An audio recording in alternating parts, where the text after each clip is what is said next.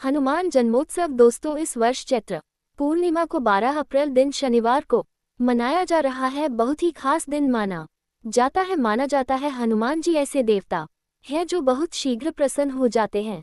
उनके भक्तों के लिए तो वैसे भी सुनहरी अवसर है कि जहां अपने भगवान को वो प्रसन्न कर सकते हैं। और हनुमान जन्मोत्सव पे आप कुछ छोटे छोटे उपाय करके जो समस्याएं आपको आ रही है उनसे भी छुटकारा पा सकते हैं। आज के वीडियो में 2-3 उपाय आपके लिए लेकर आया हूं, जिससे अलग अलग हेतु के लिए आप हनुमान जन्मोत्सव पे कर सकते हैं। एक जनरल उपाय पे बात करूंगा जो हर व्यक्ति को करना चाहिए ताकि इस दिन का पूरा लाभ उठा सके, तो अंत तक हमारे साथ बने।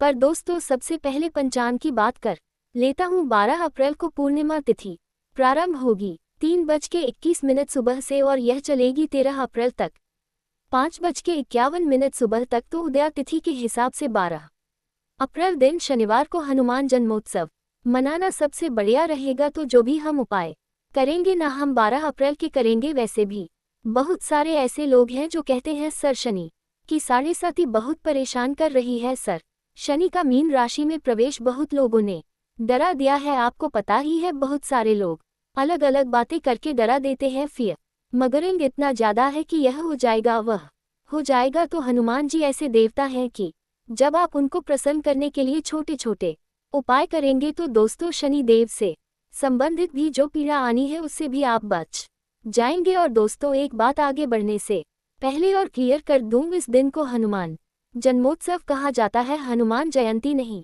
क्योंकि जयंती उन दिव्य आत्माओं के लिए हम शब्द प्रयोग करते हैं जो इस संसार में नहीं है। लेकिन हनुमान जी तो इस संसार में अजर अविनाशी होकर विचरण कर रहे हैं। भगवान राम ने वरदान दिया है हनुमान जी को कि चिरंजीवी रहो और जब भी कोई मेरे भक्तों पे समस्या आए तो आप वो समस्या को दूर करो। तो हनुमान जी एक ऐसे देवता हैं जो आज भी हमारे बीच में विचरण कर रहे हैं। राम का नाम लेते रहे, राम कथा का उच्चारण करे, राम कथा सुनाए तो हनुमान जी की इतने प्रसन्न हो जाते हैं कि जो चीज़ आपको चाहिए वो आपको मिल जाती है। तो अब आपने करना क्या है, उपायों पे पहले बात कर लूँ। एक सबसे पहला जो उपाय दोस्तों बात कर रहा हूँ ना, ये हर कोई व्यक्ति कर सकता है और किसी भी हेतु के लिए कर सकता है। जैसे आपकी कोई मनोकामना है, आपके घर में ग्रह क्लेश बहुत ज्यादा रहता है, मंगल की स्थिति, क्योंकि मंगल के अधिष्ठात्री देव माने जाते हैं हनुमान जी, तो मंगल से संबंधित कोई समस्या है, मांगलिक कार्य नहीं होते, बहुत सारे लोगों का विवाह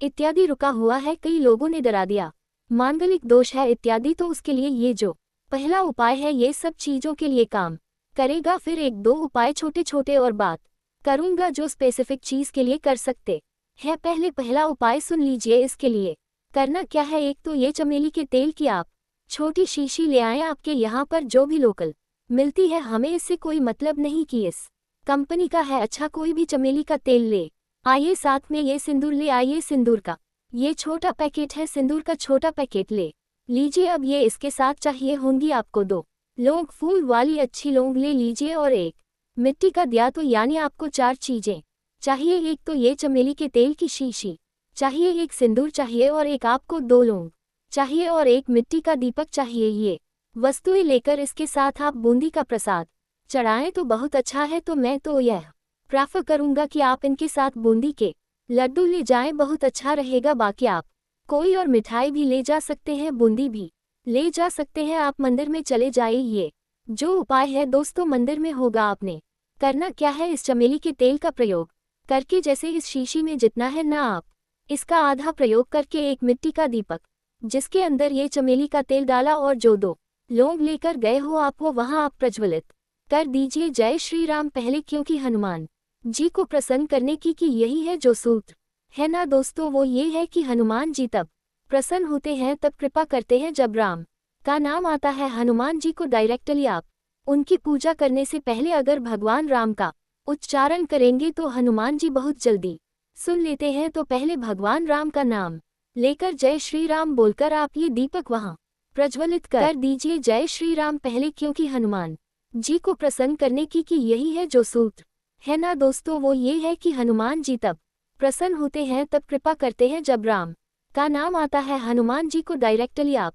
उनकी पूजा करने से पहले अगर भगवान राम का उच्चारण करेंगे तो हनुमान जी बहुत जल्दी सुन लेते हैं। तो पहले भगवान राम का नाम लेकर जय श्री राम बोलकर आप ये दीपक वहाँ प्रज्वलित कर लीजिए। अब ये दोस्तों जो सिंदूर लेकर गए हो आप, ये आप वहाँ छोड़ दीजिए। ये पैकेट बंद का बंद छोड़ दीजिए। अब इसमें एक अल्टरनेटिव और बताता हूँ आपको।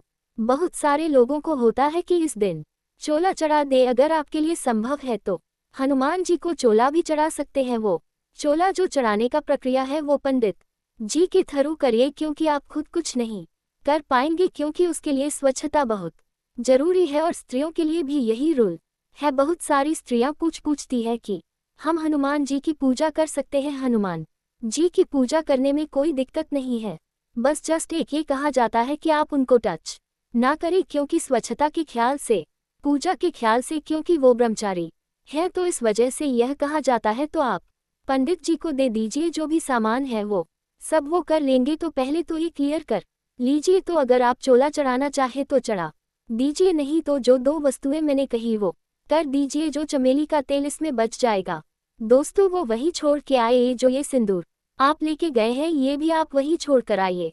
अब इसका क्या लाभ रहेगा, जब भी हनुमान जी पर चोला चढ़ना होगा, नेक्स्ट टाइम सिंदूर की जरूरत होगी, वो इसी का प्रयोग करेंगे। तो इन अ वे जो आप सामान लेके गए हैं उसका प्रयोग हो गया। अब इसके बाद जो भी समस्या आपकी है, आपकी कोई मनोकामना है, घर में ग्रह क्लेश है, हनुमान जी के सामने बैठकर आप उनको निवेदित कर दीजिए। साथ में अगर हनुमान चालीसा का जाप आप वहां मंदिर में बैठकर कर लो, बहुत अच्छा है। कई बार ऐसा होता है कि उस दिन बहुत ज्यादा भीड़ होती है, तो आप ऐसा भी कर सकते हैं कि हनुमान चालीसा का जाप आप घर आकर कर लें। हनुमान चालीसा का वीडियो भी हमने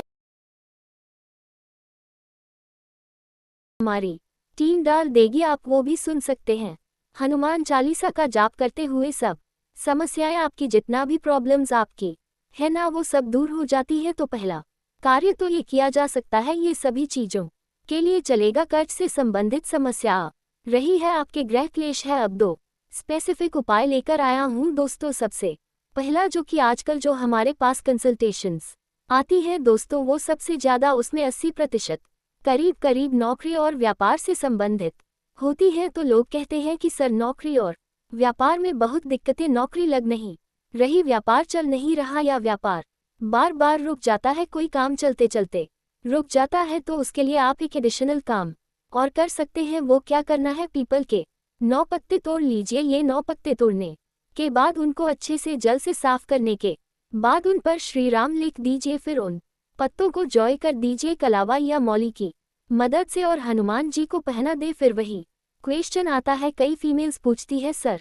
हम कैसे पहना दें, आप पंडित जी को दे दीजिए, वो पहना देंगे। मेल्स के लिए भी मैं तो यह कहता हूँ आप डायरेक्टली टच ना करें, क्योंकि कई बार क्या होता है, स्वच्छता का ध्यान देना बहुत जरूरी है दोस्तों। हनुमान जी की पूजा में तो पंडित जी के थ्रू भी आप कर सकते हैं। आप वहां रख दीजिए, पंडित जी वो माला चढ़ा देंगे। तो ये जो 9 पत्तों की पीपल की माला आपने बनाई है, ये हनुमान जी को आप दे दीजिए। साथ में जो पहला वाला उपाय है दोस्तों, ये सभी ने करना है, ये ध्यान रखिएगा, नहीं तो लोग ये पूछने लग जाते हैं कमेंट्स में कि सर सिर्फ दूसरा कर लें, कार्य पहला छोड़ दे। पहला तो सबने करना है, बहुत छोटा सा काम है, और दूसरा जो कार्य है वह उन लोगों को करना है जिनको नौकरी और व्यापार की बहुत समस्याएं आ रही हैं। अब जो तीसरा उपाय मैं आपसे बात कर रहा हूँ दोस्तों, ये उन लोगों के लिए है जैसे मान लीजिए आपकी 7.5 अभी शुरू हुई है, या 7.5 में आपको बहुत समस्याएं आ रही है, या शनि की दशा चल रही है, किसी ने डरा दिया कि शनि आपके बहुत ज्यादा अच्छे नहीं है, आपकी पत्रिका में नुकसान हो जाएगा, मतलब बेसिकली आपको शनि संबंधित कष्ट आ रहे हैं। अब शनि देव से संबंधित जो भी समस्या आ रही है उसके लिए आपने क्या करना है, अपनी सामर्थ्य के अनुसार जलेबी या इमरत। चैनल पर नए हैं तो चैनल को सब्सक्राइब कर लें, वीडियो को लाइक करें, शेयर करें, कमेंट में जय श्री राम बालाजी महाराज का नारा लगाना ना भूलें। फिर मिलेंगे नेक्स्ट वीडियो में, जब तक के लिए जय श्री राम, जय बालाजी महाराज।